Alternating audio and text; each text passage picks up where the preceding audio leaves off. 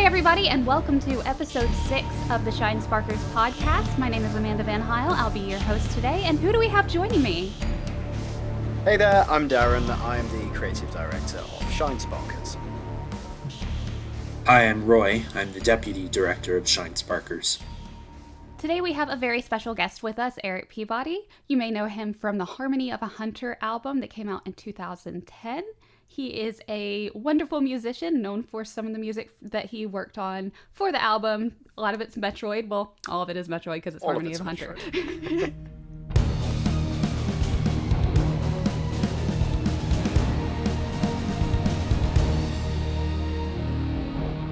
So Eric, thank you for joining us today. Yeah, hi. Thank you guys for having me. So let's go ahead and start off. What all did you do on the Harmony of a Hunter album? Oh, you mean the Harmony of a Hunter album that came out almost 10 years ago? Almost 10 years ago, yeah. Well, I contributed 2 full tracks on my own. One was called Earthroot, and that was a cover of the Brinstar Red area from Super Metroid. And then another track called Omega Cannon, which was I believe the title screen from Metroid Prime Hunters. Title screen music. And then I also had some dribs and drabs on some other tracks. Thunder Shooter was one of them. And that's all I recall because it's a million years ago at this point. It was a very long time ago. Eric was like one of my... I shouldn't really have favourites, but I'm just going to say it for everyone that comes on that's connected to any Harmony project. He was one of my favourite people on the project. But seriously, his Earthroot track absolutely blew me away when I heard it. Incredible. That was kind of the point to me where I thought, wow, we're actually going to make something really special here. And it was great to work with you on that. Very open to suggestions, and just an absolute pleasure to work with. So I'm really glad that you've joined us here today to talk about them. What was your favourite of the 3? Like, what was your favourite track to work on? It's hard to say. I really like the Omega Cannon track in a lot of ways because the original theme was so sparse that it kind of was a canvas for me to do a lot of stuff with. You know, you might think of it as soapboxing, and it was. That track was a lot of fun, and I got to do some experimental sound stuff on it. But the Earthroot track is the one I keep coming back to. I actually re-recorded that song with my full band, and it's something that we play live most of the time we do shows, and I do a lot of solo shows myself, and it's been in almost every performance I've done, the redone version that I re-recorded. So that one is, of the 3, that one has probably had the biggest impact on continuing music stuff I've done since Harmony. Yeah, I've heard it, and it's incredible. I'm kind of flattered and also amazed that it's sort of withstood the test of time. It's an arrangement that you made that you're still playing today, so obviously there's a lot of love that went into that track, so that's really cool. Was there any challenges when you were making these arrangements? Like, was there any problems where you thought, oh, I might not be able to do this, I might not be able to do this track justice? Oh, well, it's tricky. The Omega Cannon one, like I said, one of the advantages was that, the original arrangement, the source material is so sparse. It's advantageous in that you have a lot of latitude with what you can do with it, but that can also be a curse in a lot of ways. I think that my rendition of that song is not quite as faithful to the original as some people probably would have preferred, which is fine. This is all, a very subjective thing, doing remixes of original music. But, that one, I remember taking some time. With Earthroot, which once again, that's from Super Metroid, the Brinstar Red Soil area. That was challenging in an entirely different way.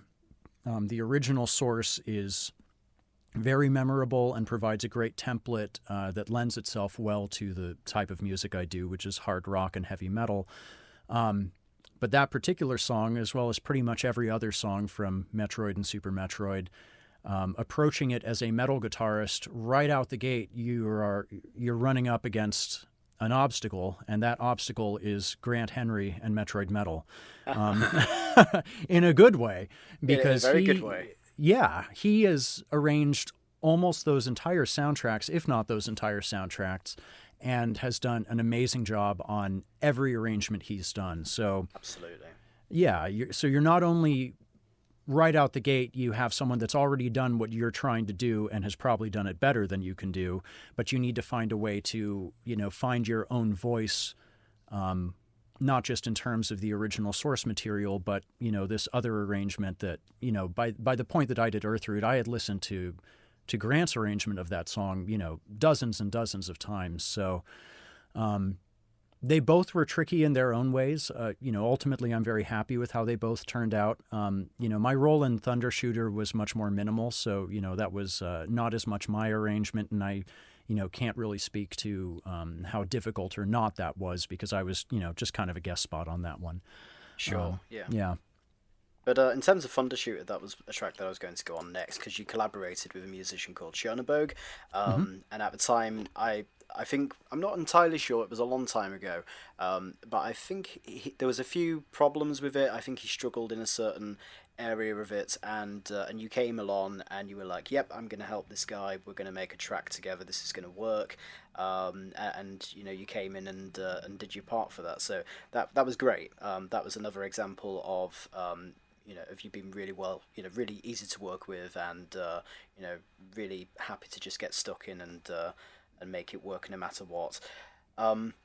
Just going back to Earthroot, and you was talking about Grant's arrangements, and obviously Grant, Metroid Metal, fantastic quality music, really well, very popular. Also appeared on Harmony of a Hunter as well. But do you think you was at a disadvantage maybe of listening to his arrangements so many times and then thinking, oh, how am I going to approach mine? How am I not going to kind of infringe on what he's already done? Like, was it even more of a struggle, do you think, of making a new arrangement compared to something that you'd already heard before? No, Darren, you're absolutely correct. I'm sure we'll talk about this a bit more later, but I had been listening to video game music arrangements for a while by the time the Harmony of a Hunter project came around, and one of the main remix artists, cover artists I listened to was Metroid Metal. I listened to that long before I actually knew Grant, and for those of you that are in the audience that don't know, he's one of the guitarists in my live band, in Viking Guitar Live now. So doing that Earthroot arrangement, that was before Viking Guitar Live. That was after he and I had a chance to collaborate on a few other tracks already. But yeah, it was a very, I had to be very conscious of what Grant had already done with that track to make sure that I was able to make a version that I liked, that I felt proud of, that I felt did justice to the original, and also managed to stay far enough away from how, Grant had previously done it, so that, my song could have its own identity and not just be, the poor man's bargain bin version of Metroid Metal. Which it most certainly wasn't as well. Well, I appreciate that. I mean, we're all our own worst critics, but I feel like it turned out well. There were some aspects of that song that were difficult from a production arrangement, just because at that time, 10 years ago, I was working with, a smaller amount of equipment than I have now, and I had less experience with this sort of thing in terms of arranging, as well as doing the more technical side of the mixing and mastering and all that stuff. And you could hand me any song that I did 10 years ago, and I could right off the bat give you a dozen things I'd wish I'd done differently with it at the time. But especially after having a chance to re-record it a few years later in 2014, I think it was, for the first Viking Guitar Live album, and actually have a live drummer and other musicians on it instead of just me doing everything. That was kind of a nice secondary layer to it, because it gave me a chance to look at the original song and find what I was still happy with, and then kind of, polish up some of the parts that I wish I might have done a little differently during that first one. But yeah, I'm straying from the question at this point. But yes, I was very, very conscious of the version Metroid Metal had already done, and definitely wanted to make sure that I wasn't just going to follow directly in those footsteps for a variety of reasons. Sure. So moving on, what other things have you done outside of Harmony of a Hunter? So, for example, Viking Guitar, how did that come about? Yeah, so it's funny, really, Darren. It's very funny. Ha ha ha. Yes, yes. So I've been a metalhead and a guitarist for a million years now. I'm 36 right now. I started playing guitar at about 14 and immediately got into, Megadeth and Black Sabbath and Slayer and all that stuff. And like every teenage metal musician, what you want to do is you want to have a successful metal band. And I was living in a city called Santa Cruz, California, when that happened, and was having trouble finding musicians for the band that I wanted to start. And, just all the stuff. You need to find people that can play their instruments, that have compatible schedules, like the same type of music. You need to make sure no one has a drug or alcohol problem, all that stuff. And I was running into a lot of obstacles finding compatible people. So at some point I decided, you know what? Screw it. I'm just going to do it all myself. I'm going to record an album, and then I will find people that want to play this music. And did that, and it was terrible because I didn't know the first thing about recording. And after I finished that, I stopped playing guitar for about 2 years because I was so fried on music. And a couple years after that, I got back into it. I had some other things in my life going on and decided that it was time for me to, get back into music.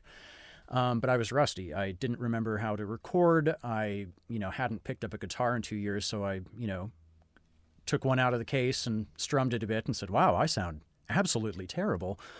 So I needed something to do that was going to, reteach myself how to learn recording and kind of get my chops back up. And I said, well, before I embark on my serious, very serious metal project that is, the real thing, let me do some versions of video game music. I'd grown up playing video games. I still played video games. I love a lot of the music from that. And I kept the name Viking Guitar, which had been the online handle I had through a website forum called The Shiz, which is the fan forum for the mini bosses, or at least it started that way. And I started entering a monthly game remix competition through there, which I was looking at just as a way to get feedback and kind of learn my stuff. And, fast forward as time went on, I was realizing I was enjoying doing that. I was getting more recognition for those video game remixes than I was for any of the original music I had written at that point. And so I put out an album as Viking Guitar, and it was fairly well received in the community. And I did a follow-up covering a bunch of stuff from Cave Story, and that was even more well received. And somewhere in there, I did Harmony of a Hunter and started jumping on these other projects.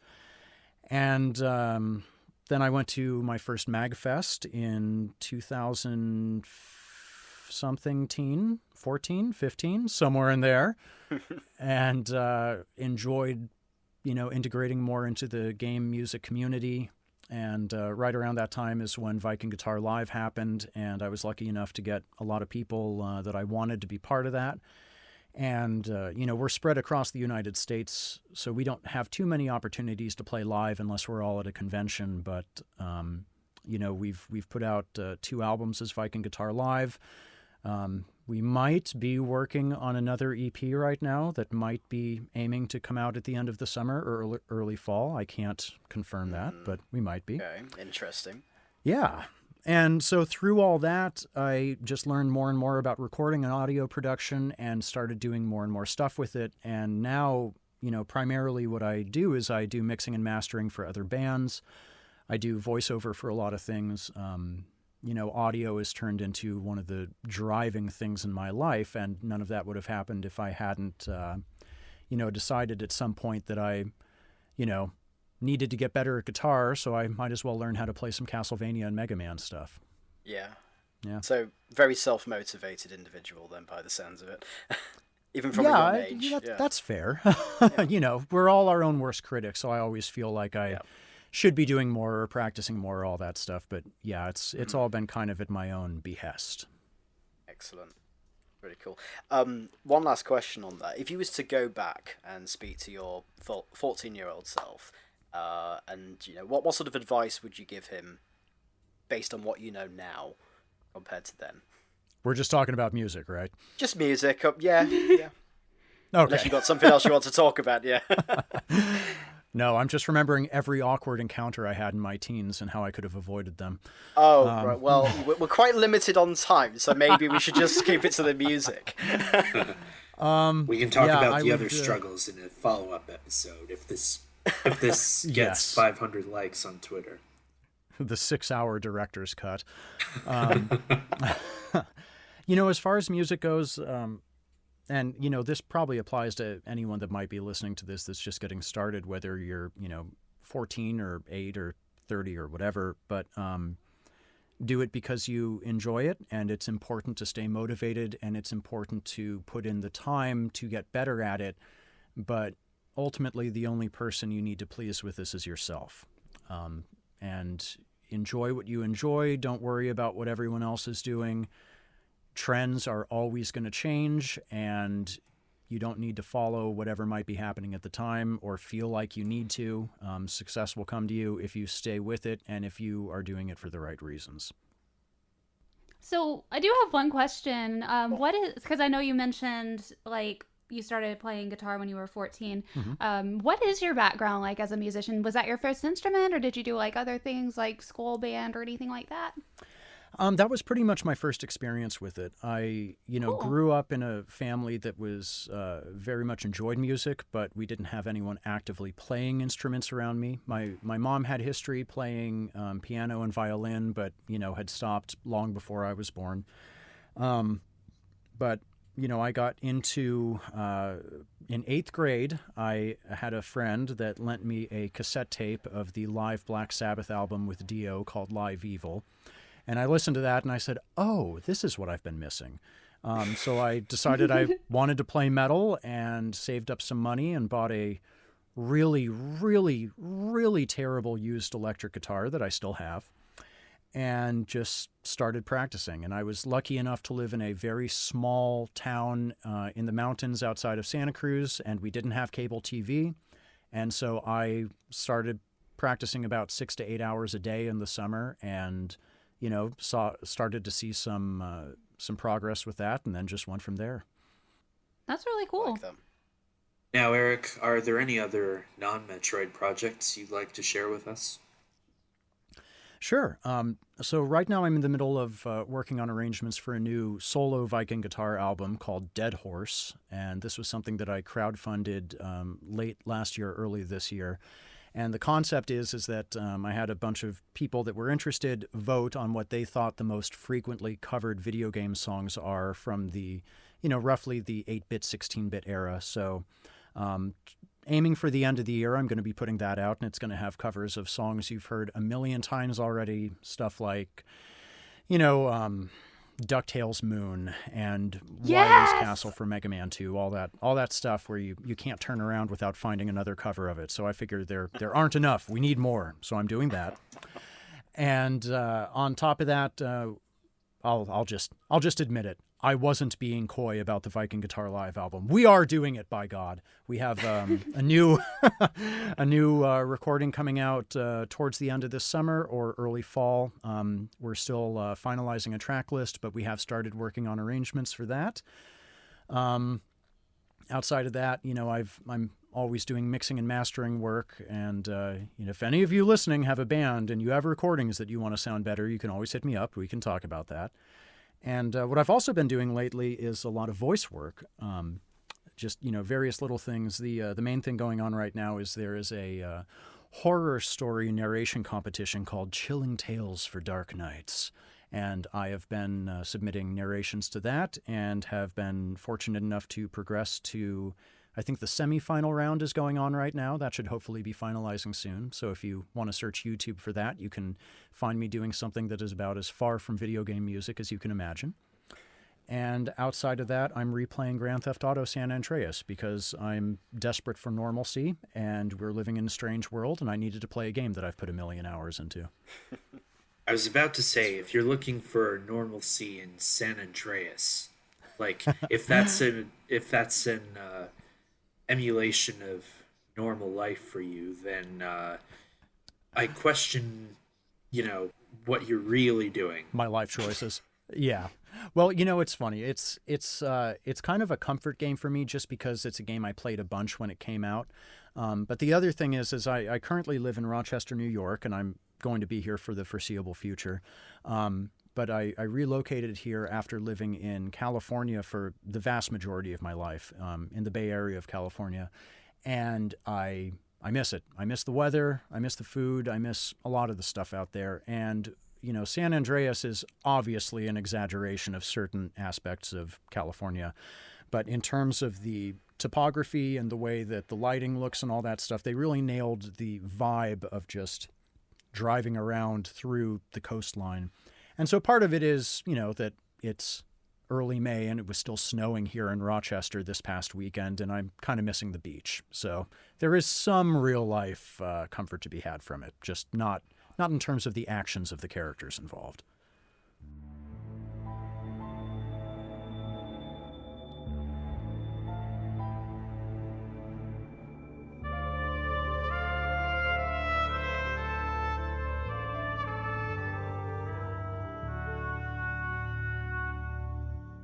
So, since you did work on a Metroid album, it's only appropriate to ask, what are your favorite and most memorable pieces of music from the Metroid franchise? Well, we'll limit it to a few here. This is probably one of the boilerplate answers to this question, but the main title screen music from the original Metroid is still one of my favorite pieces of video game music ever. It is so ominous and so eerie and foreboding. I played a bunch of video games growing up, and I think a lot of them are exceptional in a bunch of different ways. But that first Metroid game in particular, and the title screen specifically, feels so strange and so alien, and immediately puts you in the frame of mind that you are not somewhere safe, you are not somewhere familiar, and whatever happens, whether you succeed or fail or, whatever is going to happen in the context of the game itself, right away you are transported to that planet. And it's an exceptional piece of music. It's not terribly long, and it has a really beautiful middle bridge section before it reverts back to the, thrumming initial chord that hits. But that's probably one of my favorites entirely for a lot of different reasons. So one other that I really like comes immediately after that, when you first touch down in Brinstar for the first time in the original Metroid. And it's such a change of vibe from the title screen music. But it's such a heroic, adventurous theme right off the bat. And it's great because the title screen music just sets the tone. But then when you actually take control of Samus, you start running around, you immediately collect the Morph Ball, and you're running through this very alien place. The music for that segment just imbues this sense of adventure. It's obviously not quite in the same direction as the John Williams stuff in the Indiana Jones movies, but it always had a similar effect on me, especially as I was 5 and 6 years old playing this thing. That all of a sudden you're in the role of the hero. You're here to do this thing, and you've already got this groundwork laid that it's going to be dangerous and it's going to be hostile, but then, you're in the driver's seat and you're out to do what needs to be done. And that Brinstar theme has always stayed with me as one of the greatest heroic themes in video games, and especially, of that era before we had full orchestrations and sampled instruments and all that stuff. It accomplishes a great deal with very little. And then the last one I want to touch on really quickly, we're going to jump forward a couple games to Super Metroid. And, like I've said, I'm unashamedly a metalhead. And the Lower Norfair music is just the heaviest damn tune in that whole game. It has choir, you're running around through lava and flames and these ruins with these giant crumbling statues, and there's all this chanting, and, from a musical arrangement standpoint, they're playing with really interesting harmonies that sound very oppressive, and I hate to use the term epic because it gets tossed around for everything from car commercials to game music these days, but it feels very epic and it feels very large and almost Olympian, in what you're fighting through. But at the same point, it's very aggressive, it's very dark, and it matches the visual feel of that area of Super Metroid just perfectly. Perfectly to the point where I can't imagine any other music in that context there. And I've heard a million remixes of that song, and I still prefer the actual original, SNES version of that over any other remix I've ever heard. Since I just finished playing Super Metroid, and my first introduction to the Metroid series was Smash Brothers. I really like Brinstar just because that's what I associate it the most with, and it's just a fun adventure song, and I like it, and it sets the tone very well, and you recognize what you're in, and just seeing everything come alive is just really neat. So I'm gonna have to go with Brinstar. I know it's just a generic answer, but that's my answer. Just to clarify as well, which version of Brinstar? Because there's several. Do you mean the one in Smash Brothers, or do you mean one in Super Metroid? Super Metroid, yeah. Super Metroid, okay, yeah. Cool. And what about you, Roy? For me, it's really any theme that's kind of brooding and dark. I really like to listen to Rocky Meridia when I'm working or writing something. I guess I feel like I'm running through Meridia as I'm writing up an article or something. Whenever, on the rare occasions when I'm working out, I also like to play some really energetic boss theme, like Metroid Prime's Core Essence or the Diggernaut theme. So yeah, for me, that's really memorable because it's what I've always listened to whenever I've been doing something. Mm-hmm. So your love for Metroid music sort of complements the things that you're doing in life. Like if you're working out, for example? Right. Something that I don't enjoy as much, or I need a little pick me up. I play some Metroid music, and then I feel like I'm. So it just gets you through. Yeah. I feel like I'm playing Metroid again. It's a really difficult one for me because there's so many great tracks in Metroid, and it's going to be really hard to pinpoint one in particular that I really, really love. And even giving a reason for them is going to be difficult because I like them for different reasons, and I normally apply my logic to liking a song based upon my first experience of that song. So, for example, when I first landed on Talon 4, and you get that overworld theme, and you look up and you see the rain coming down, and that whole area, and it just makes you go, wow. And that theme will always stand out to me for that reason, my first steps on Talon 4 in Metroid Prime. I think another great theme for me was probably the aquatic area in Metroid Fusion. Just how relaxed and chill it was compared to the rest of the game. And I just, there's just so many great tracks. I could be here all day. But those are two that stand out to me in particular.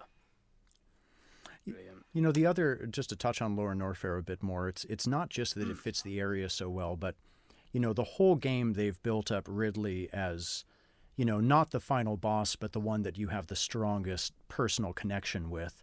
And, absolutely. When you're playing a non-sequence break run of that game, Lower Norfair is the last area you go to before you go up to Torian to fight Mother Brain. And you know that Ridley's down there, and you know the confrontation is going to happen. And to get in there and go through, the giant statue of his head to the elevator and go down the elevator, and then that music hits, it really sets home from a narrative standpoint that you are approaching a large, important part of the game, not just, from a gameplay standpoint, but from a plot standpoint, from a character development standpoint. And, it's kind of, to switch franchises for a minute in the Castlevania series.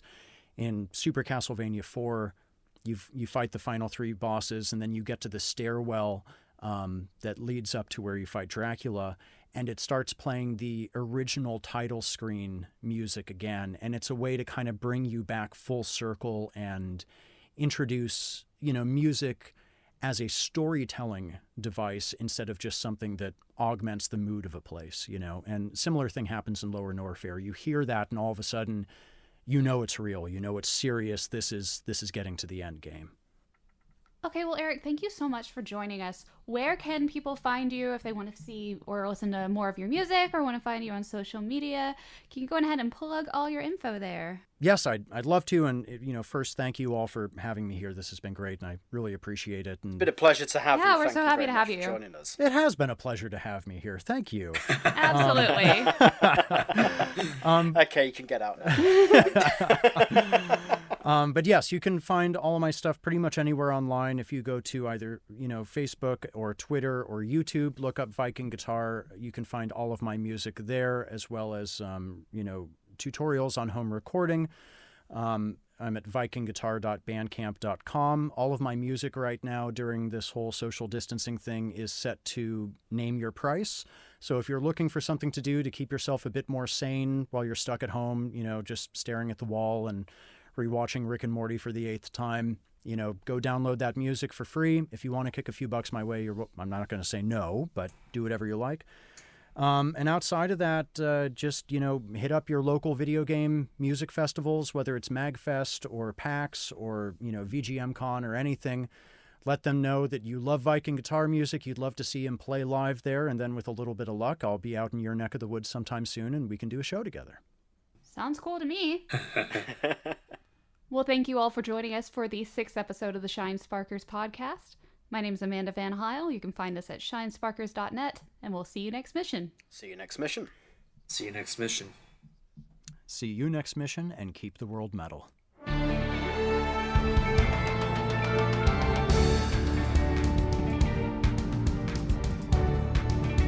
All right, you guys ready? Yes. Yep, ready? Oh, I suppose. We'll make it work. We'll make it work. And today we have a very special guest with us, Eric Peabody. He is from Metroid... I just saw Metroid Community. I need to stop looking at the outline while I'm talking because then I start saying what I'm reading.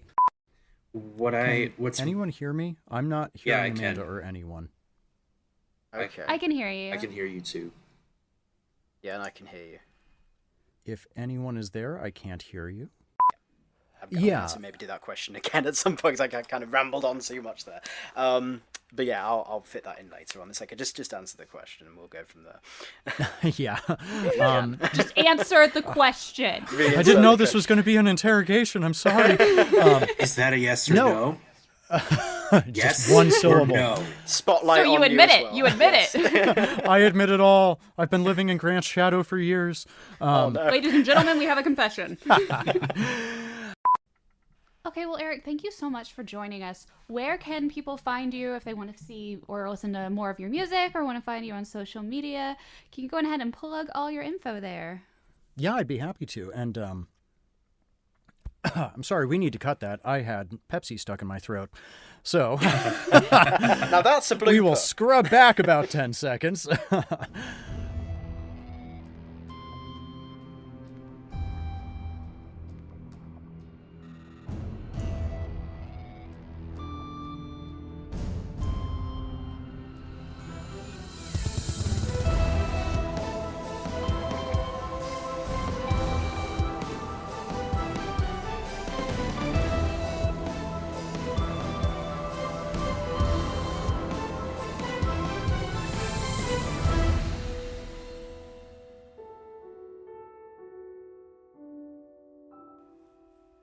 This podcast was edited by Torby Brand, with music by Maserati.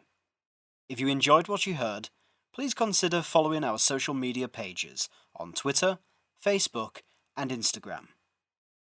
For the latest Metroid news, community features, and exclusive content, check out the website at shinesparkers.net. See you next mission.